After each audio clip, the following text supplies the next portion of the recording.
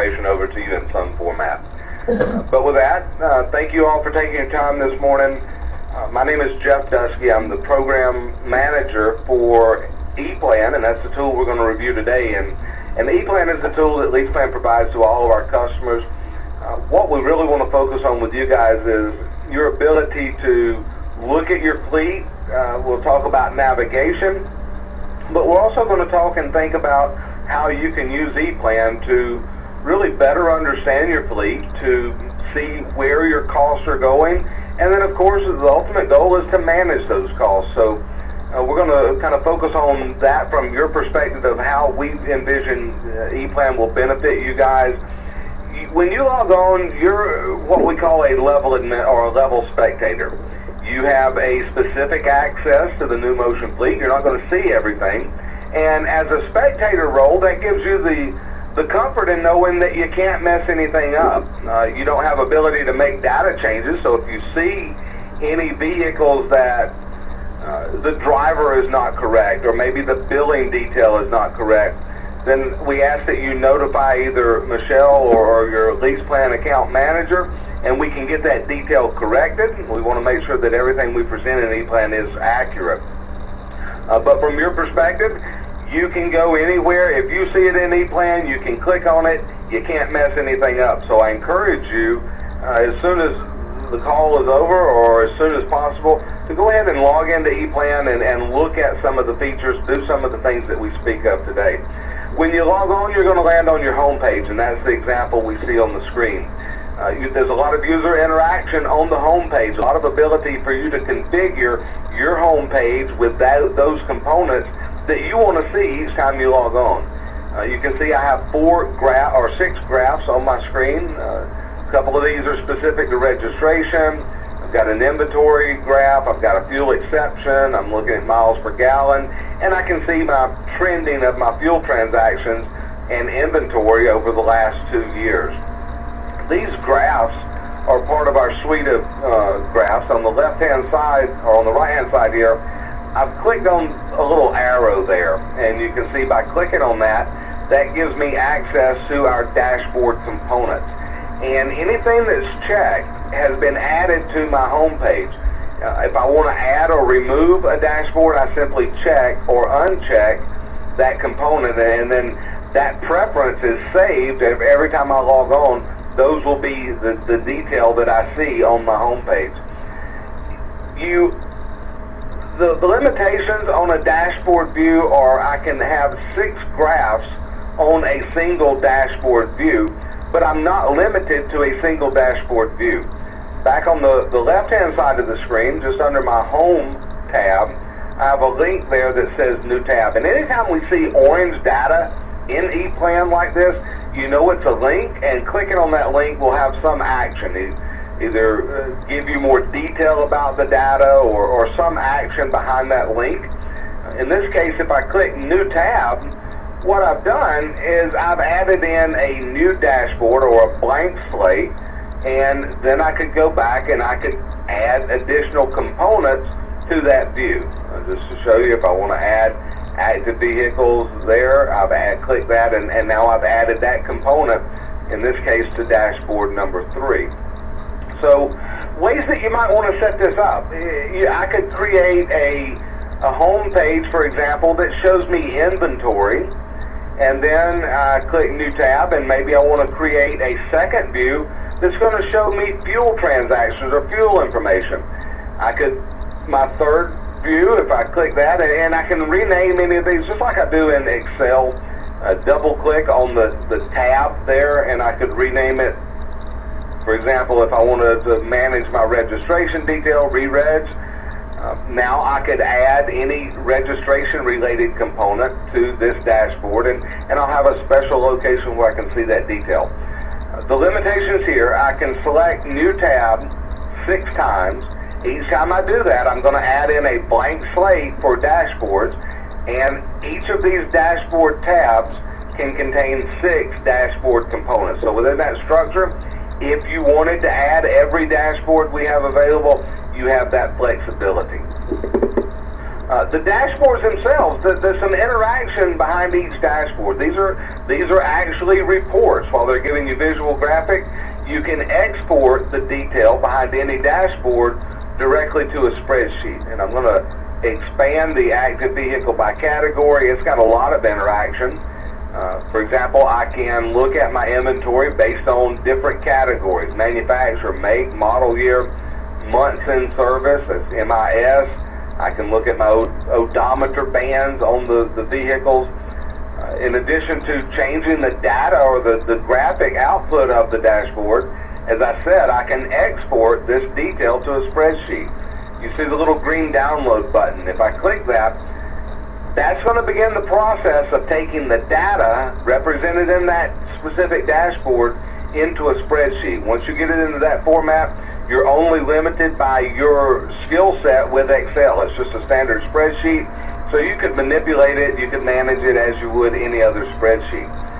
In addition to exporting or taking the detail into a report, certain graphs have ability to drill down into the vehicles represented in that specific segment of the graph. When you see the little orange icon, the little orange information eye there, that lets you know that that graph has drill-through capability. And what I mean by that, you can see I've got 42 vehicles that, in this case, have 40,000 to 50,000 miles. If I click on that bar, which I'll go ahead and do so you can see the end result, the screen refreshes. Now we see a list of those vehicles. So there were 42 vehicles in that list. I've got a list here that represents those vehicles. When you see a list like this, and we'll look at some other lists as well, these are folders, if you will. So there's a folder for ePlan unit number 1021 that's assigned to Gary Herrera, and we see the detail there. It's a manufacturer, make, model year, months in service, odometer. So a lot of that same detail that we represented in the graph is represented on the list, and I could drill down into any specific vehicle, or if I wanted to export this segment of the graph, I can download this list. Every list that we're going to review is a report with download capabilities. So very easy to get information out of ePlan into a reportable format. As I'm going through it today, I know I can kind of get on a roll telling a story about ePlan, but I want this to be an opportunity for you to ask questions. So we'll pause periodically, and if you have a question, not necessarily about functionality, but maybe about a lease plan process, by all means, you can ask those at this time. I don't know if I'll be able to answer it, but I know our account manager's on the line, and we should be able to, if we can't answer it today, we'll get that answer back to you. Any questions so far? Other areas on your homepage, you can see we're listing exceptions. And you've got a list of fuel exceptions, you've got a list of fuel cards that show they're inactive, they're active cards, but nobody's using them. So you can manage that, understand, are they assigned to vehicles that are no longer in service, what's the status there? You can review that. Again, orange data is always a link to something. And if I click on the fuel count there, my exceptions, which I'll go ahead and click on that, that takes me to a list of your exception type transactions. And we see for this fleet, we're monitoring non-fuel transactions, we're monitoring premium fuel transactions, and we're monitoring the total number of transactions in a day. This list obviously is exportable. I could click on any of the counts associated with my transactions, and that's going to filter the list and show me only those transaction types. So I do have that interaction.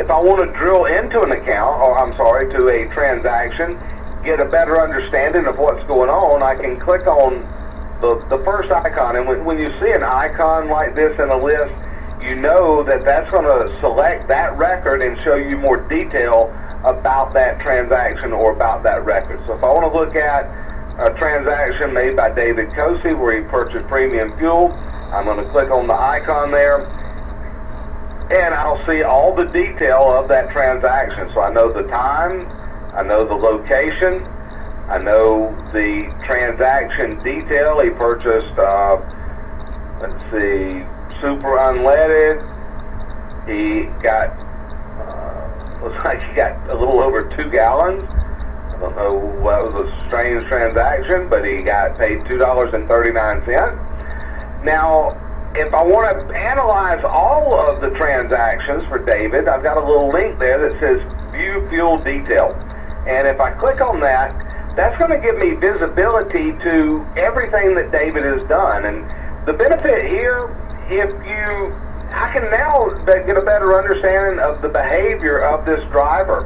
Is that exception that I'm reviewing, is that a one-off type transaction, or is that a behavior that maybe I want to address? It's also, you can analyze from the vendor how that information is being transmitted. So sometimes, leaseplan, we don't have any control. The driver goes to the vendor, they make the transaction goes to, in your case, to Ride Express. They do some evaluation and analyzation. They provide that over to leaseplan. We load it into ePlan.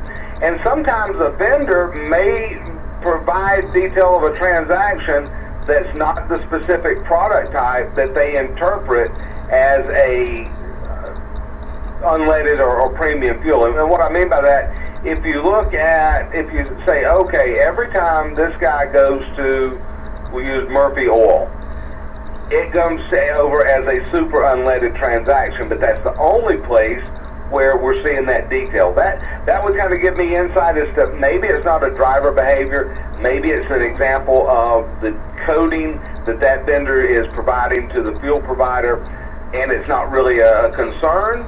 We want to make certain that we're using the best, most efficient, cost-effective point of fuel, and unleaded fuel or super unleaded is not within our policy. So again, how do you use this is up to you, but the information is certainly there to better understand cost, to better understand driver behavior.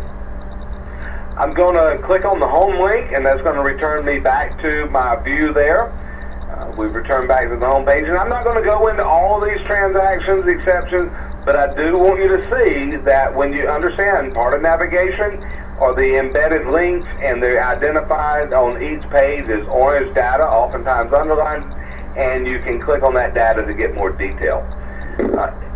ePlan, from a user standpoint, I like to break it down to a very common denominator and then think of it as a filing cabinet. This is, like I said, this is where we store all of your vehicle records, all the maintenance events, everything that fuel transactions. We store all of your driver files. We can see all the vehicles that the driver's been assigned to in the past and current. Services, those are services the vehicle's enrolled in. Maintenance services, accident services, license and title services. These 3 tabs are all search engines. They let me begin a search to locate the specific detail. But once we get a record up, we'll look at ways that we can navigate. For example, if I'm looking at a vehicle record and there are incidents that are in the services file, I can click on a link and that'll take me into the services record. We can then drill back or navigate back to the vehicle record, and I'll show you that process. I could begin a search as a driver search, and that driver is assigned to a vehicle. I could, using an embedded link, I can move over to the vehicle record. So really doesn't matter where my search begins. These 3 areas of information are all linked around the vehicle record, and we can navigate to any specific area of information. I'm going to click on the fleet link, and that's going to take me into that search engine. This is where I begin most of my navigation. I tell ePlan I want to see a vehicle or a group of vehicles based on this criteria. The status of the vehicle. From the time the vehicle is ordered, we begin tracking the delivery status. We show you when the vehicle is ordered, when it's scheduled for delivery, all the way out to the date it was delivered to the driver. Once it is delivered to the driver, we change that status to active. That's when we begin capturing all those fuel and maintenance events.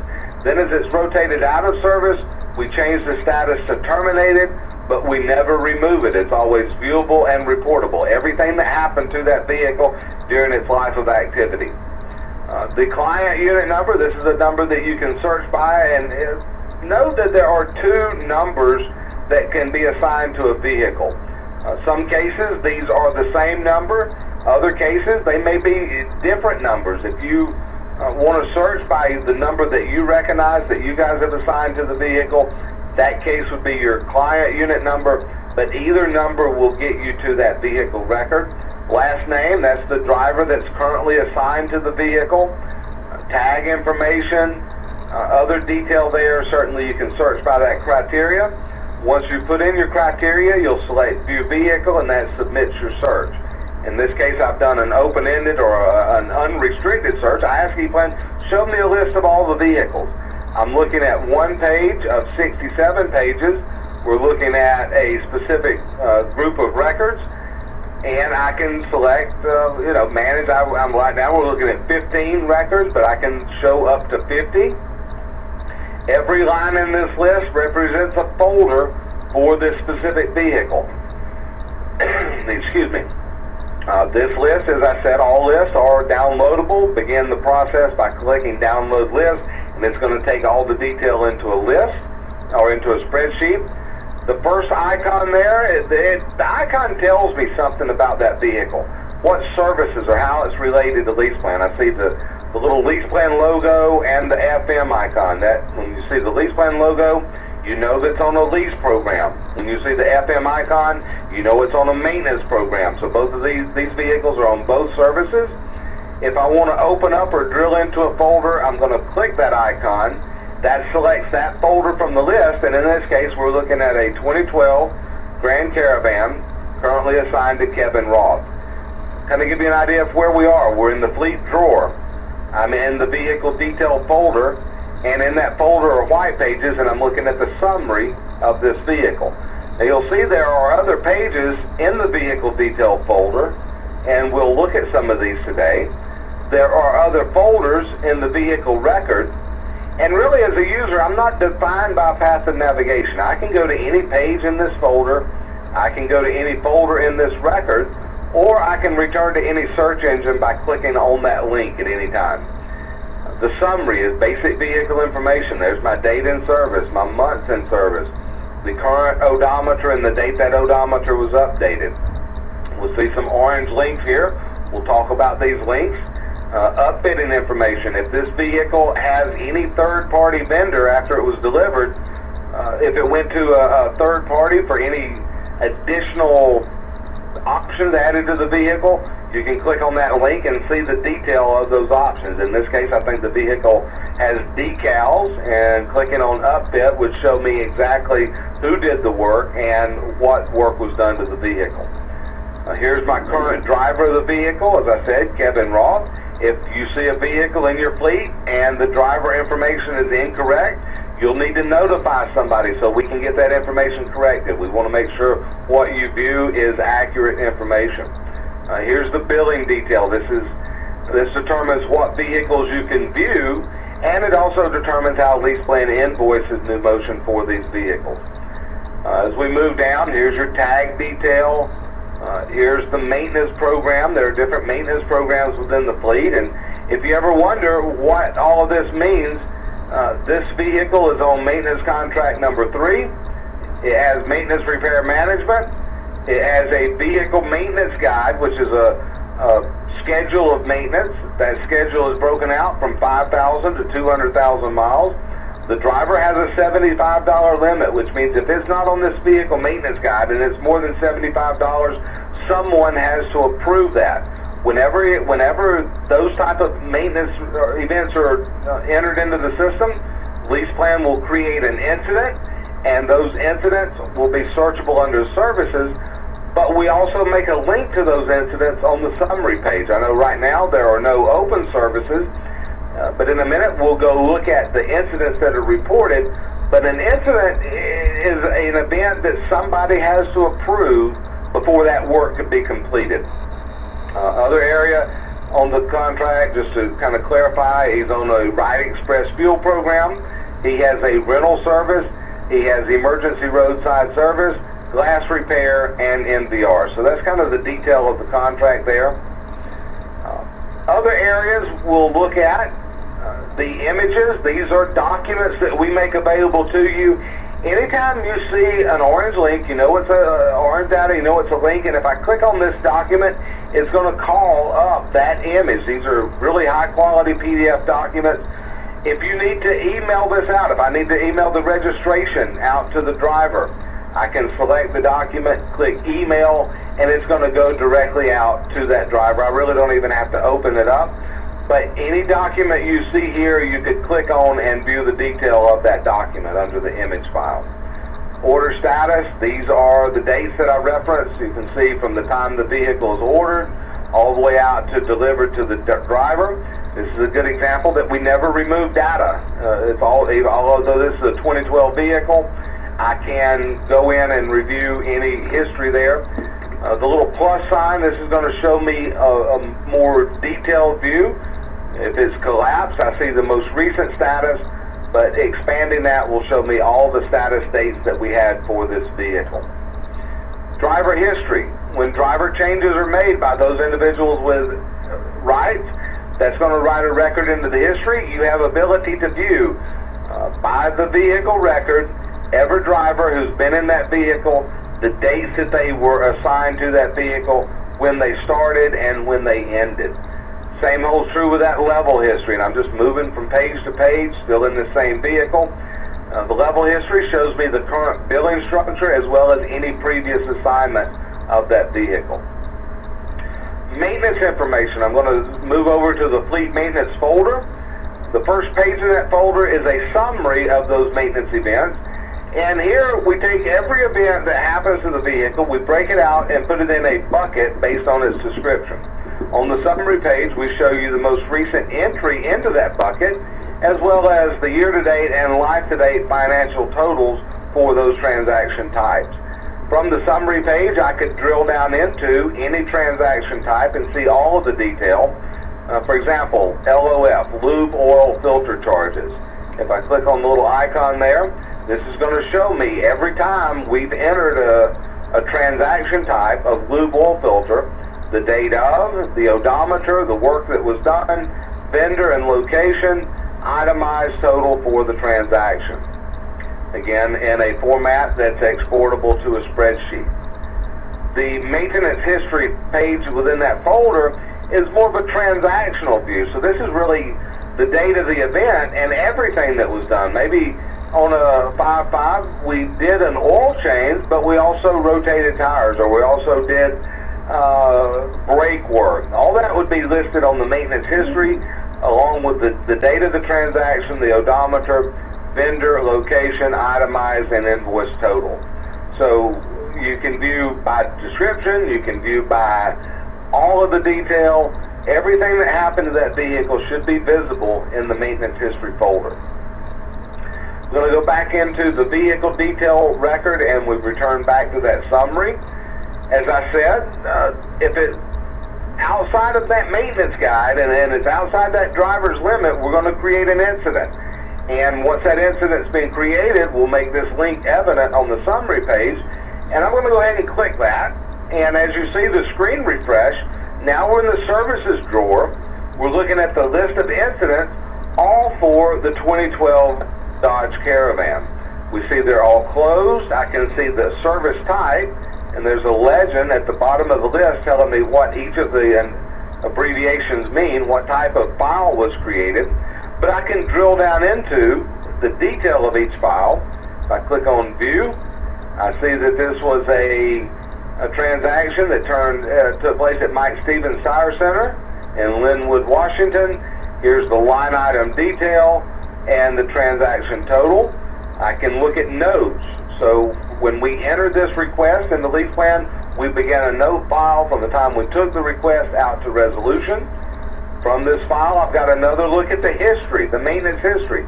From the incident file, when you see an event with an incident number, you know somebody had to approve it. If there's no incident number, these are your standard maintenance events. The driver went, they had that transaction done, and they went on their way.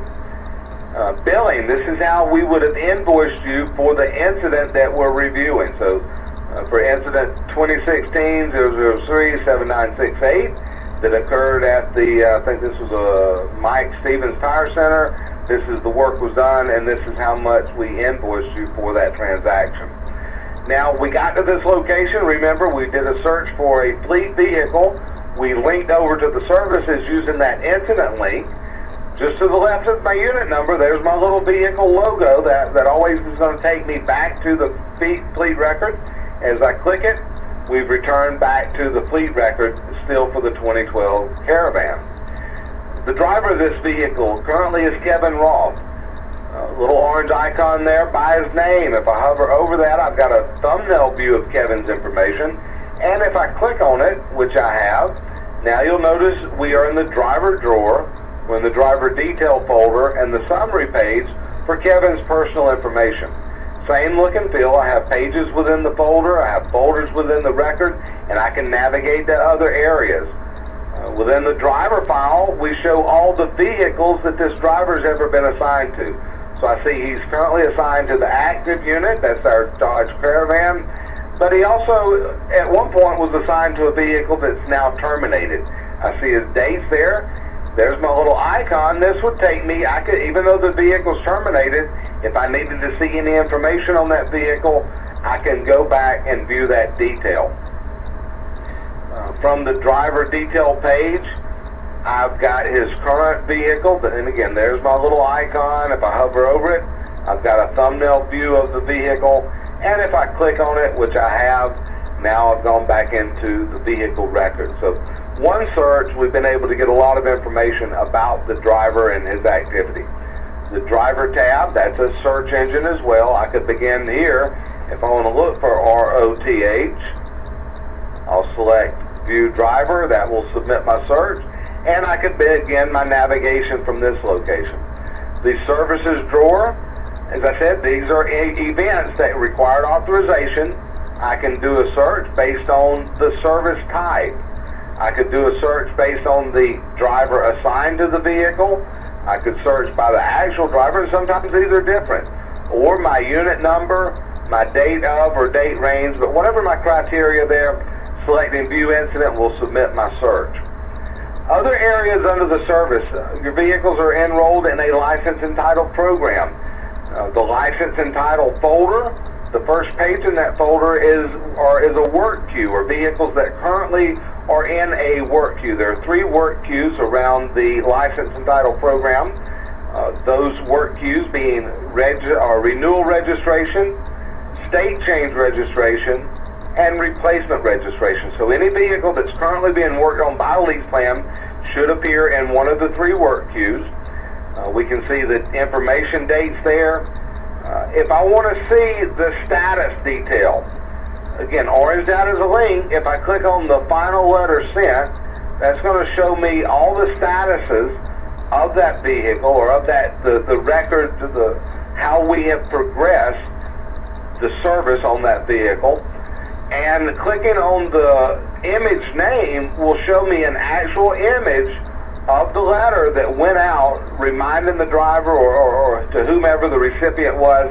If I click on this, I'm going to see the actual document that was sent out for this specific status of this process. State change, again, if a vehicle is in a state change process, I can view that detail as well as reviewing the status of that process. Replacement registration, lost or stolen plates, I can review the detail there. So this is showing me the vehicles that currently are in a work process. Communication and routing, a lot of notifications go out around the license and title program. This gives me visibility to the documents that we send out for the specific state change process or the registration process. State requirements, if you need to check on a one-off basis the requirements for any of the services, such as a buyout, initial registration, renewal, replacement, or state change. What are the requirements to do a renewal management registration in 30041? So I'm going to put in my zip code. We'll click Find Zip. That's identified as the state, city, county. Sometimes you put in the zip code and it doesn't locate a city or a county. Use the drop down and you'll generally see that there are a couple of entities or areas that are crossed over in this zip code that you've entered, select the appropriate one, then select your year of the vehicle, select the service, select the passenger, the fuel type, plate type, submit, and you'll find in this case that to get a vehicle re-registered in Cumming, Georgia, I've got to have an emissions certificate is provided by the driver, and I can see locations that I may use as an option to get that satisfied. Any questions about any of the three areas of information there? I know we've really focused on navigation at that vehicle level, but I wanted you to see the immense amount of detail that we provide to you and understand how you could access it and review that detail. Are there any questions so far? Okay, I'm sorry. I want to end up today and talk about reporting. And really the reporting is that tool that really will allow you to better understand where your costs are going and look at trends, look at transactions, what's going on within your fleet. I've launched the reporting tool, and first off, you see that it opened in its own window. The benefit there, I could actually be in a vehicle record looking at fuel transactions, and maybe I want to go run a report. I don't necessarily have to leave that location. Once the tool launches, all of the reports follow a common process for generation. we're not going to run them all today, but I want you to understand, if you can generate one report, you could generate any of the reports. There's a common process. The reports are grouped by subject matter. Those subjects are listed down the left-hand side of the screen. We've got driver-related reports. I'm clicking the little expand arrow there. I have some exception reporting. Fuel tank capacity. This is a great report to look at on a regular basis. When are your drivers making fuel transactions that exceed at least 10% more than the standard fuel tank capacity? Great report to run. Maintenance exceptions provides a list of units that are due or overdue for fuel oil changes. Vehicles that are showing low usage. Maybe you're underutilizing your vehicles. So these reports certainly are all beneficial. Inventory and status report. Here's my order status report. Under services, we have reports specific to the various services that we provide. Accident, fuel, license and title, maintenance. If I want to look at a fuel report, I'm going to select that service type. Now I see a list of those reports. I encourage you to run some of these reports, identify which ones are important to you, and then we'll look at a way you can set up a subscription, and that report will be delivered to you at your frequency. But the process for running the report, as I said, is common across all the reports. Let's go look at just your standard inventory report. Once I've got my list of reports up, I select from that list the report that I want to run. So I'm going to click on my fleet inventory report. And once you select the report, the next step is to define your parameters. And different reports have different parameters. If it's a fuel or a maintenance report, I've got to put in a time frame. I want to see fuel or maintenance events that occurred within the last month, the last week, the last quarter, the last year. Whatever that parameter is, I can select that parameter and my data will show me those transactions. In this case, I can look at my inventory based on status. Maybe I want to look at detail on vehicles that we've terminated. I can select that. Most often, you're going to want an inventory report on your active vehicles, and that's the default status. Other areas on this report, and anything that's checked, anytime you see a field that's checked, that's going to be part of your report. If you uncheck that, then in essence, you're removing that segment or the fleet or that column in this case. And look at what this option allows me to do. The columns to shows me everything that will, all the detail, all the columns of information that will appear on my report. And you can see there's a lot of information on this report about vehicle detail, fuel type, class, order dates, when it was ordered, months in service, that type of information, driver detail, a lot of information. I can remove any field by unchecking that column, And some fields are not by default part of the report. I can add to those. So I've got ability there to manage some of my information by checking or unchecking that specific column. But once I've got everything set, I've got a couple of options in generating the report. If I click View, I'm going to generate my report, and I'm going to see a snapshot in this same window. That gives me the ability, if I'm not sure about my parameters, I can view the report, look at my output, then go change parameters, select View again, and I'm going to regenerate my report. It's not necessary that I do that every time. Sometimes I know I've selected the parameters I want. I don't want to go through that step. I want to take it directly to a spreadsheet. The process that allows that is clicking Export, and if I click Export, it's going to take this report directly into a spreadsheet, and really it's a very nicely formatted spreadsheet. Let's go ahead and open this up,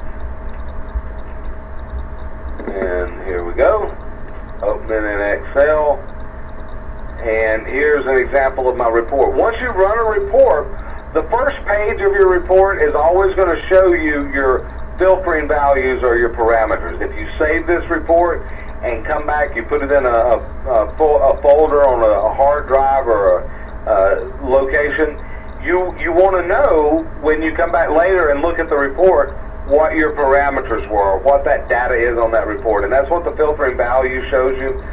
The details of your report, this is actually what you exported or what you set your parameters to be. And you can see a lot of information, as I said. Here's your billing detail. As we scroll over, here's your unit number, make, model, VIN number, a lot of detail about that vehicle. Here's some financial detail around the months in service, the date in service, and so forth. As we continue over, here's my driver information. A lot of detail on this vehicle. Odometer, the date the odometer was updated, and so forth. License and title information. A lot of detail on the report. The reports also, I can set up a subscription for any report in our fleet reporting tool. The way that I do that is to click the schedule button, and that's going to allow me to create a subscription so I don't have to come in and run this report every time I want to get the information.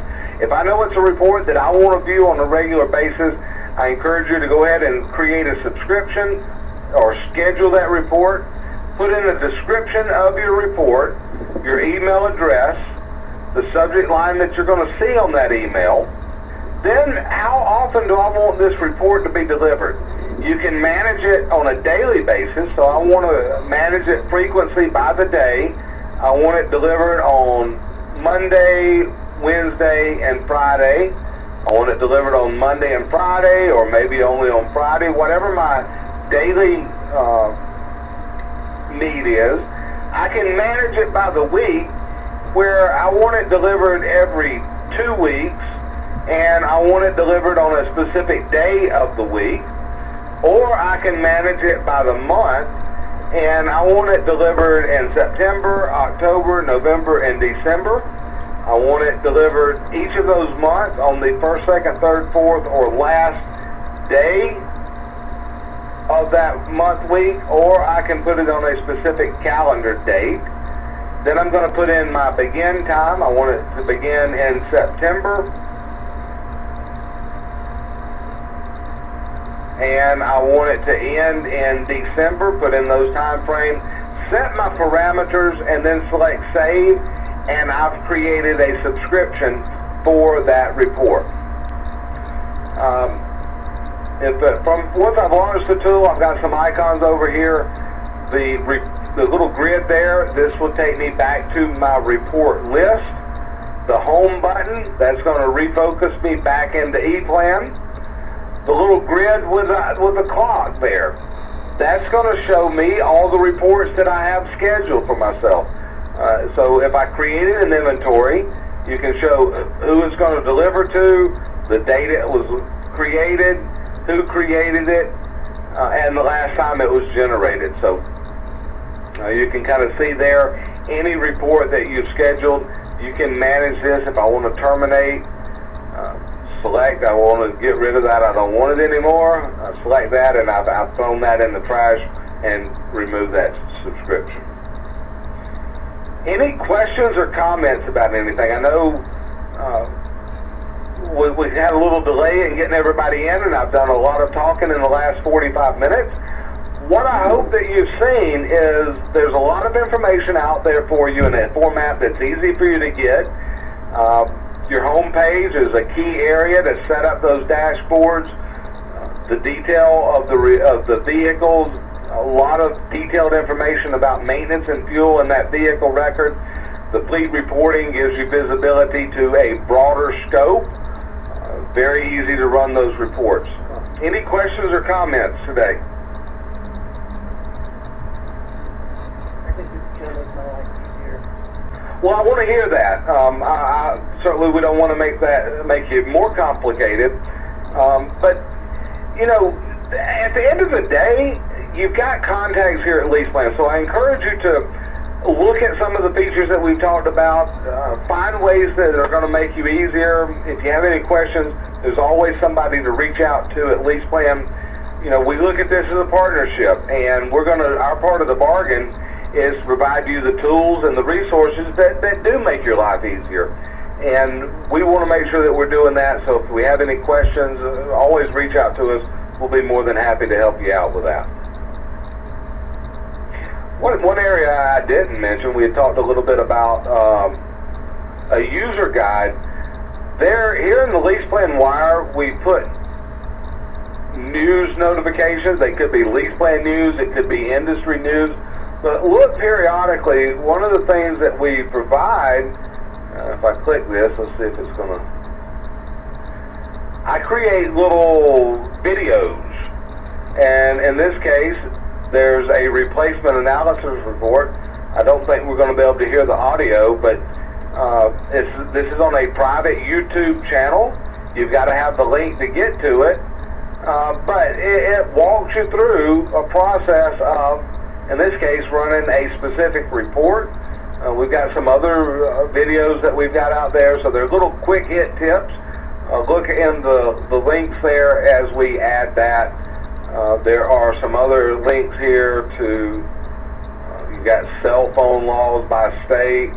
360 is a newsletter that we generate, so pay attention to the LeasePlan Wire, look through that information. I think there'll be some helpful detail for you. With that, we are right up on our 12 o'clock hour. I know some of you have hard stops, and I want to be cognizant of your schedule, so if there are no further questions, then we will go ahead and we'll adjourn. I want to thank you all for your time today. One last opportunity. Are there any questions? Hey Jeff, this is Michelle. Yes, ma'am. Hey, I just want to say thank you to everybody for attending, and also offer the opportunity to send me any feedback that you have so far on using ePlan, both negative and positive. I want to hear how this is impacting everybody's ability to manage their fleet at a branch level. So definitely shoot me over an email and just let me know your thoughts. Yep. And Michelle, just to follow that up, if you could, I would certainly want to see that as well. Please share any comment, as you said, good, bad, indifferent, with us. And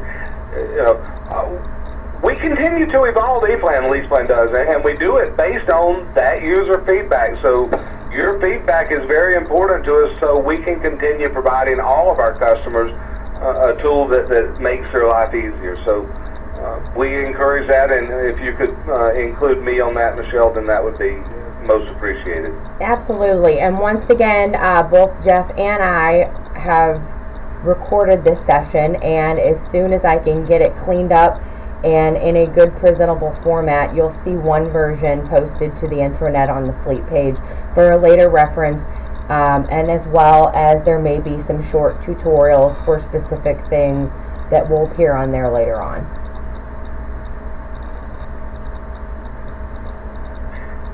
All right, guys, thank you so much, and have a great, safe, happy Friday and weekend. Thanks, Jeff. Thank you very much.